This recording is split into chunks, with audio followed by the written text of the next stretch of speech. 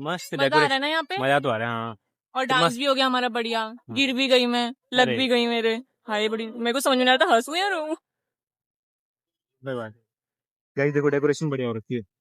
इधर 15-15 घंटे घिसते हैं पैसे कमाने के लिए और ये लप्पू लोग मुंह में कैमरा घुसा के करोड़ कमा रहे हैं, that too without any extraordinary editing. No offense but these dresses are throwing me off. Like I am not hating but I can't expect it better from somebody who have good money.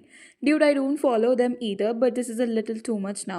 Let them enjoy the way they want in their marriage. Who says there is only a simple template to marriage where the guy is fantastic at dancing with his friends and magically does not sweet while looking good and serving looks? The bride looks extremely underconfident. Hope she has thought about this marriage. She looks really self-conscious. Or wo bhi standing with this chomo. Said this yesterday, money doesn't guarantee you happiness. Saurav has new money and looks like he will never let the girl forget he earns a lot. Call me whatever you want, but the bride gives me mean girl nachodi kaleshi energy. There is not even an ounce of affection between the couple. To be honest, dress is not looking pretty, like Monday market वाला माल लग रहा है. So recently आप सबको पता ही होगा Saurav Joshi and Avantika Bhatt का wedding हुआ और वेडिंग के बाद जब उनके व्लॉग्स आए तो कई लोग उन्हें उनके वेडिंग लुक्स की वजह से एंड अवंतिका को रुचिका राठौर और एक्स गर्लफ्रेंड से कंपेयर और ट्रोल करने लग गए. इवन सौरव की मदर को भी ट्रोल किया जा रहा है और आज के इस वीडियो में हम इसके बारे में बात करने वाले हैं, इंक्लूडिंग कि क्या सौरव अवंतिका से शादी करने के लिए रेडी नहीं था, इसीलिए उनकी शादी इतनी नॉर्मल वे में हुई.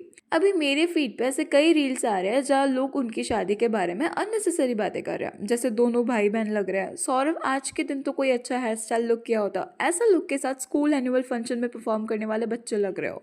ये कैसी ड्रेसेस पहनी है, ऐसा लग रहा है स्टॉक क्लियरेंस वाले रैक से उठा के ले आए दोनों. नॉट जस्ट दिस, उन दोनों के वेडिंग को बाल विवाह तक से कंपेयर कर रहे हैं लोग एंड कुछ मीम पेजेस एक्सट्रीम लेवल पे जा रहे हैं और अवंतिका का कंपैरिजन सौरव के अम्मा से कर रहे हैं. अवंतिका के ड्रेस, मेकअप, हेयर सब पे लोग बिना सोचे समझे हेट कमेंट्स डाल रहे हैं. अभी इन माय ओपिनियन ना ये उनकी शादी है, उन्हें जो पहनना है, जैसा लुक रखना है, जैसा वाइब चाहिए वो उनका चॉइस है. हर इंसान अपनी शादी अपने हिसाब से करता है और इवन डांस के ऊपर भी लोग बोल रहे हैं कि इन्हें डांस करना नहीं आता.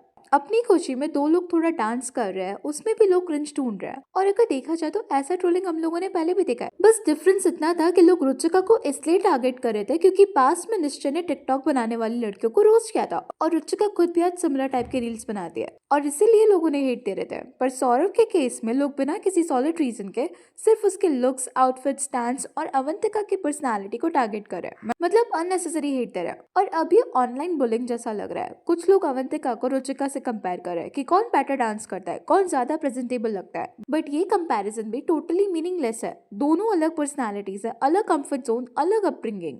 रुचिका कैमरा फ्रेंडली है, रील्स बनाती है, वीडियोस में एक्टिव रहती है, जबकि अवंतिका उतनी कैमरा पर्सन नहीं है, वो ज्यादा शाय नेचर की लगती है. तो उन दोनों को कंपेयर करना वैसे ही पॉइंटलेस है जैसे दो अलग दुनिया के लोगों को एक स्केल पे मेजर करना. एंड आई अग्री कि सौरव को हल्दी फंक्शन के टाइम सौरव ने अवंतिका का गिरने वाला जो क्लिप सोशल मीडिया पे अपलोड करना वो गलत था और इसी क्लिप की वजह से अवंतिका को और भी ज्यादा हेट मिल रही है जो वो बिल्कुल डिजर्व नहीं करती. इस चीज को लेके लोग सौरव को कॉल आउट कर रहे हैं and somewhere it actually makes sense. Already पहले अवंतिका को उसके पास बुली बिहेवियर की वजह से हेट मिल रहा था और अगर लोग उस बिहेवियर को लेकर कॉल आउट करते तो वो वैलिड क्रिटिसिज्म था. बट अब लोग उन्हें सिर्फ एक वेडिंग व्लॉग के बेसिस पे ट्रोल कर रहे हैं जो कि क्लियरली अनफेयर है और वो चाहता तो उस पार्ट को कट भी कर सकता था नोइंग दैट कि उसकी वाइफ को ऑलरेडी लोग कॉल आउट कर रहे हैं, बट फिर भी उसने नहीं किया. एंड सी, अभी यहाँ पे मैं ना अवंतिका के बुली बिहेवियर को भी सपोर्ट नहीं करती हूँ, बट अब ना लोग उसे सिर्फ सौरव के शादी के व्लॉग की वजह से हेट दे रहे हैं, विच इज रियली रॉन्ग.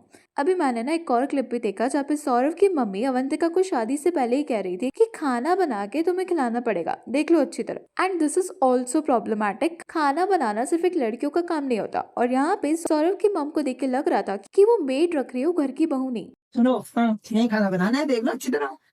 खाना बना बना के हमको खिलाना है और फिर हमको मोटा और करना है. कितने मोटे हो गए पहले खुद कर ले. मैं जो भी करवाना है मुझे बता देना, जो भी चीजें चाहिए वो सब लगा देंगे मस्त. अरे इसकी वजह से पता है 2026 में घर बनेगा, पता है इसको इतनी गलतियां निकालेंगे तो हमारा 2026 में बनेगा. इवन कई लोग तो ये भी कह रहे हैं कि सौरव की शादी उसकी मर्जी से नहीं हो रही है. इंटरनेट पर रूमर्स चल रहा है कि सौरव का प्रिया थापा के साथ रिलेशनशिप था लेकिन उनकी फैमिली ने उनके इस रिलेशनशिप को एक्सेप्ट नहीं किया और इसी वजह से अवंतिका के साथ शादी फाइनलाइज हुई. वो भी हमारी मर्जी, हमारी मर्जी. हाँ, मम्मी पापा की, मेरे बेटे की मम्मी पापा की मर्जी. मम्मी बहुत खुश है देखो. हैं और क्या खुश तो होंगे यार, खुश तो होंगे भाई. खुशी की तो बात है, वो खुशी वाली है। मेरे मम्मी ने ही पसंद कर दिया खुद। और जो लोग आज अवंतिका को बुली कर रहे हैं वो सिर्फ आज से नहीं, सौरव के फेस रिवील से लेकर अब तक लगातार उन्हें ट्रोल करते जा रहे हैं। जिस दिन सौरव ने फर्स्ट टाइम अवंतिका का फेस रिवील किया था तभी मीम्स, रील्स, कमेंट्स शुरू हो गए थे। लोग उनके फेशियल फीचर्स तक को टारगेट कर रहे थे, जो कि पर्सनली मेरे हिसाब से सबसे ज्यादा डिस्गस्टिंग और गलत है। अभी इस पर्टिकुलर क्लिप की वजह से और भी मीम्स बन रहे हैं। एंड ऐसा नहीं है कि ये सब बातें सौरव को पता नहीं होगी, ये सब बातें सौरव को पता थी। उसे पता था कि लोग अवंतिका को टारगेट करते हैं, उसके लुक्स पे अननेसेसरी कमेंट्स करते हैं, फिर भी उसने ऐसे वल्नरेबल मोमेंट्स ऑनलाइन डाल दिए। एंड अवंतिका के फेस रिवील के बाद कई लोगों ने उसे ट्रोल किया था उसके फेशियल फीचर्स को लेकर। सौरव चाहता तो सिचुएशन को बड़े मैच्योर और रिस्पॉन्सिबल तरीके से हैंडल कर सकता था। वो चाहता तो अपनी वाइफ के प्राइवेट या एम्बैरेसिंग मोमेंट्स को कट कर सकता था, उन्हें ट्रोल्स के सामने एक्सपोज होने से बचा सकता था। बट अभी ऐसा लग रहा है कि या तो वो ट्रोलिंग को सीरियसली नहीं ले रहा है या फिर वो नोइंगली ऐसे क्लिप्स डाल रहा है क्योंकि उन पे व्यूज और एंगेजमेंट आता है, और इसी वजह से लोग बोल रहे हैं कि सौरव अपनी वाइफ को व्यूज के लिए यूज कर रहा है। अभी रेडिट पे एक और पोस्ट वायरल हो रहा है स्टेटिंग कि सौरव ने इतना सब प्री वेडिंग वाला ड्रामा इसलिए किया सो दैट उसे कोलैप्स और फीबीज मिल जाए। बिकॉज अभी रिसेंट में जो वेडिंग पिक्चर्स सौरव ने अपलोड किए हैं उसमें उन्होंने कोलैबोरेशंस मेंशन किए हैं। इवन पीपल हैव नोटिस्ड कि शादी के पूरे व्लॉग्स में सौरव ने अवंतिका की इतनी तारीफ नहीं की जितनी उन्होंने डेकोरेशन और खाने की है।